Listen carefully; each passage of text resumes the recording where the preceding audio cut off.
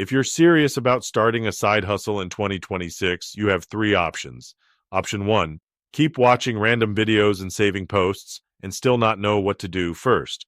Option two, buy something expensive before you even understand the model. Option three, start with a clear, free plan so you can decide if this is even for you. Here's the model. Digital real estate, rank and rent. It's not buying property, it's building a simple website around a local service people already search for, like tree service or junk removal or emergency plumbers. When that site starts generating calls and estimate requests, you can rent that lead flow to a local business owner who needs more customers.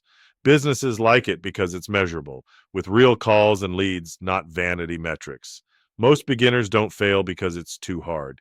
They fail because they don't know the first steps: niche, city, keywords, and what to build first. So I put together a free Digital Goldmine Starter Kit that breaks it down in plain English and gives you a simple starting framework. Click sign up to get the free kit now, no charges.